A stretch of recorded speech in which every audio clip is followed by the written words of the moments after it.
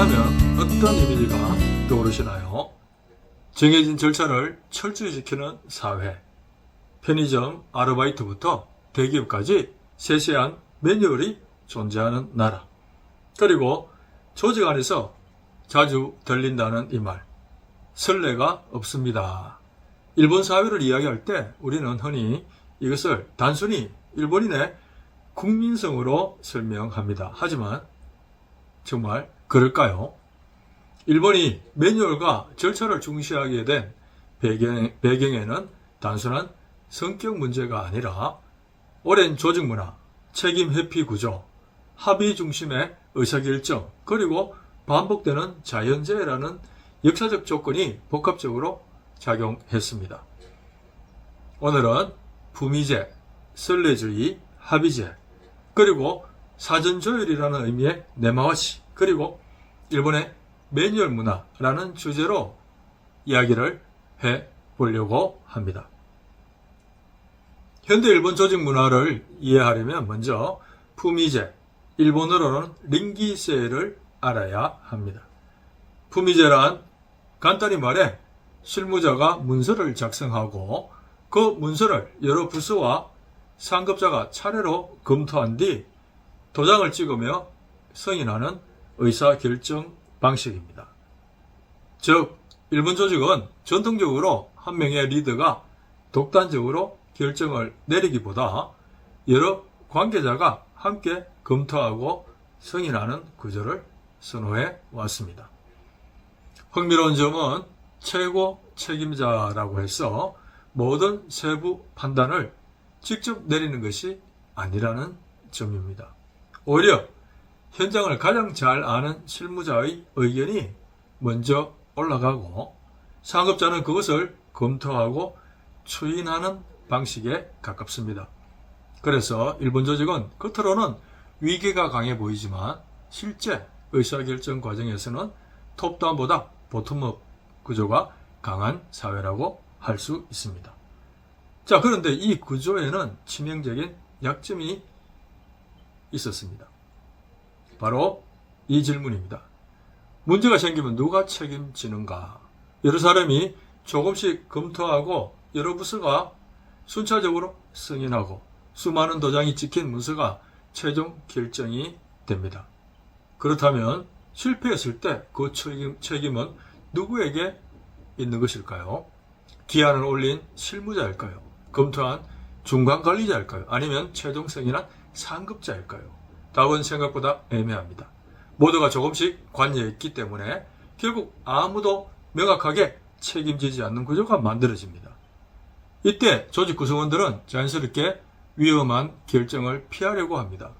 새로운 시도를 했다가 실패하면 그 책임이 자신에게 돌아올 수 있기 때문입니다. 그래서 등장한 것이 바로 선례주의입니다. 일본 조직에서 자주 들린다는 말이 있습니다. 선례가 없습니다. 이 말은 단순히 과거에 그런 사례가 없었습니다 라는 뜻만은 아닙니다. 실제로는 이런 의미에 더 가깝습니다.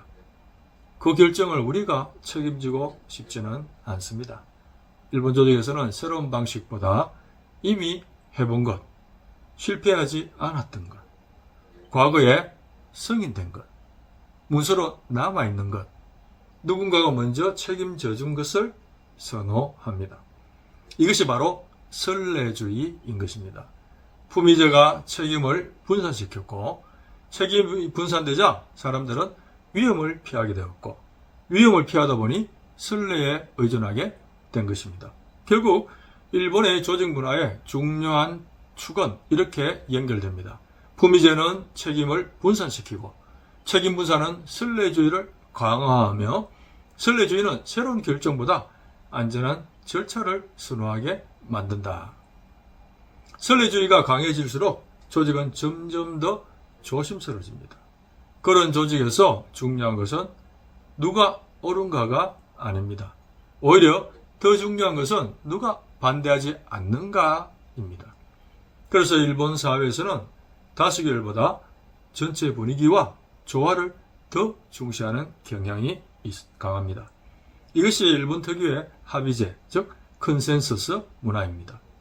일본의 회의 문화가 격렬한 공개 토론보다 사전 조율을 중요하게 여기는 이유도 바로 여기에 있습니다. 그리고 이 지점에서 등장하는 문화가 바로 네마와시입니다.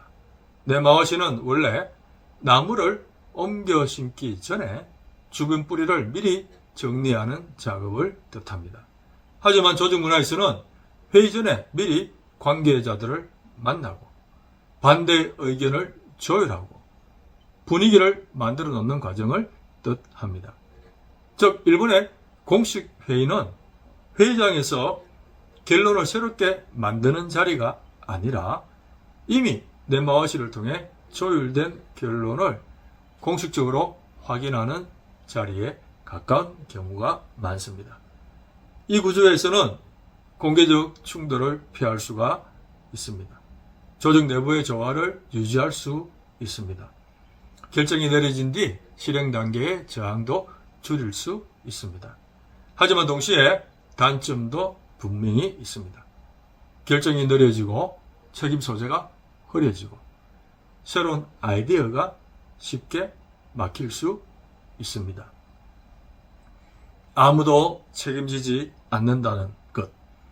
이러한 일본식 책임 분산 구조는 단지 회사나 관청 안에서만 나타나는 것이 아닙니다.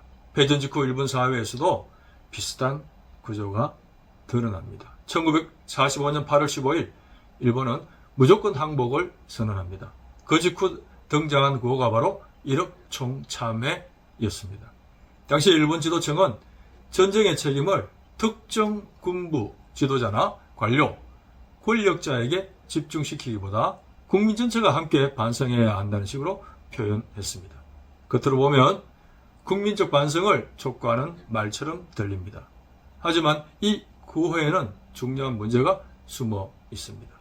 모두가 책임진다는 말은 결국 아무도 구체적으로 책임지지 않는다는 말이 될 수 있기 때문입니다. 침략전쟁을 기획하고 이끌어왔던 사람들의 책임, 정책을 결정하고 실행했던 권력자의 책임, 전쟁을 가능하게 만든 국가 시스템의 책임이 우리 모두의 잘못이라는 말 속에 희석되어 버립니다. 품위제에서 문제가 생겼을 때 누구가 결정했는지 명확히 묻기 어려운 것처럼 국가적 차원에서도 책임이 무난히 분산되는 구조가 나타난 것입니다. 이 점에서 일억 총참회는 일본 사회의 책임 회피 구조가 국가 단위로 확대된 사례라고 할 수 있습니다. 물론 일본식 합의 문화가 무조건 나쁘다는 것은 아닙니다. 네마와시와 품위제는 조직 내부의 갈등을 줄이고 다양한 의견을 사전에 반영하며 결정이 내려진 뒤 실행력을 높이는 장점이 있습니다. 특히 큰 조직에서는 한 사람의 독단적 판단보다 여러 사람의 검토를 거치는 방식이 실수를 줄이는데 도움이 될 수 있습니다.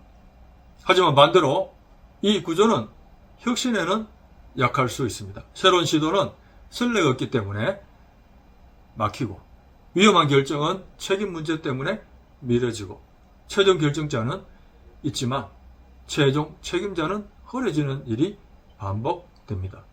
그 결과 조직은 점점 더 누가 옳은가 보다 절차상 문제가 없는가를 중시하게 되는 것이죠. 바로 여기서 매뉴얼 문화가 강해집니다. 매뉴얼은 책임을 줄여주죠. 매뉴얼대로 했다고 말할 수 있기 때문입니다. 매뉴얼은 판단의 부담을 줄여줍니다. 이미 정해진 절차를 따르면 되기 때문입니다. 매뉴얼은 조직의 불안을 줄여줍니다. 누가 하더라도 같은 방식으로 움직일 수가 있기 때문이죠. 그런데 일본의 매뉴얼 문화를 조직 문화만으로 설명하기는 어려움이 있습니다. 여기에는 일본 열도의 자연 환경도 큰 영향을 미쳤습니다. 일본은 세계적으로 자연재해가 많은 나라이죠. 지진, 쓰나미, 태풍, 화산 폭발, 집중호우 이런 재난이 역사적으로 반복되어 왔습니다. 에도 시대에는 에도의 꽃은 화재라는 말이 있을 정도로 대형 화재도 일상이었습니다. 이런 사회에서는 개인의 즉흥적 판단보다는 집단의 통일된 행동이 훨씬 중요해집니다. 위기 상황에서 모두가 제각각 움직이면 오히려 혼란과 피해가 커지기 때문이죠. 그래서 일본 사회는 자연스럽게 행동 절차를 표준화하고 역할을 세분화하고 누구나 같은 방식으로 움직이는 체계를 발전시켜 왔습니다. 자, 즉 이것은 일본의 매뉴얼은 단순한 규칙집이 아니라는 것입니다. 어쩌면 그것은 재난 속에서 살아남기 위한 생존 기술이었습니다. 품위제, 선례주의, 합의제, 네마와시 그리고 재난 대응 문화가 결합하면서 일본 사회는 점점 더 누가 해도 같은 결과가 나오는 시스템을 추구하게 됩니다. 그 결과 등장한 것이 오늘날의 매뉴얼 문화입니다. 일본의 매뉴얼은 단순한 설명서가 아닙니다. 그 안에는 과거의 실패가 들어있습니다. 반복된 재난의 기억이 들어있습니다. 조직 내부에 합의가 들어있습니다. 선례와 경험이 축적되어 있습니다. 다시 말해 일본의 매뉴얼은 조직의 역사이자 사회 전체의 기억에 가깝습니다. 그래서 일본 사회는 재현성을 매우 중시합니다. 누가 하더라도 같은 방식으로 일하고 같은 품질을 유지하고 같은 절차를 반복하는 것. 이것이 좋은 시스템이라고 여겨왔습니다. 이 문화는 일본 제조업의 강점과도 연결됩니다. 토요타식 품질 관리나 정밀한 공정 관리 역시 결국 오차를 줄이고 반복 가능성을 높이고 재현성을 극대화하려는 시스템이라고 볼 수 있습니다.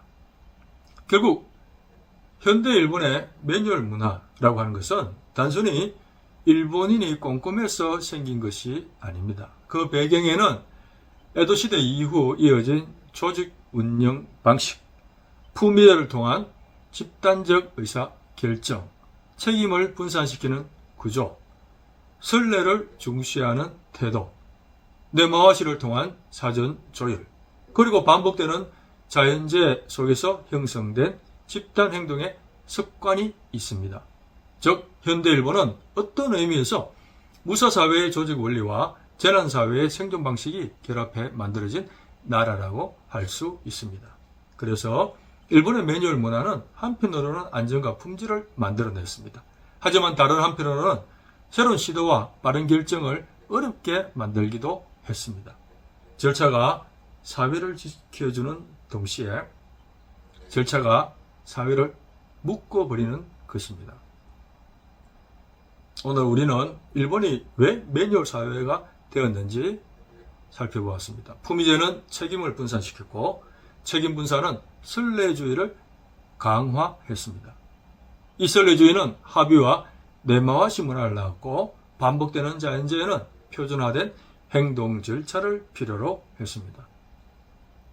그 모든 것이 결합해 오늘날 일본 특유의 매뉴얼 사회가 만들어진 것입니다. 자, 여러분은 일본의 매뉴얼 문화를 어떻게 보고 계시나요? 안정과 품질을 만들어낸 강점이라고 생각을 하시나요? 아니면 새로운 변화를 가로막는 한계라고 생각을 하시나요? 댓글로 여러분의 생각을 남겨주시면 고맙겠습니다.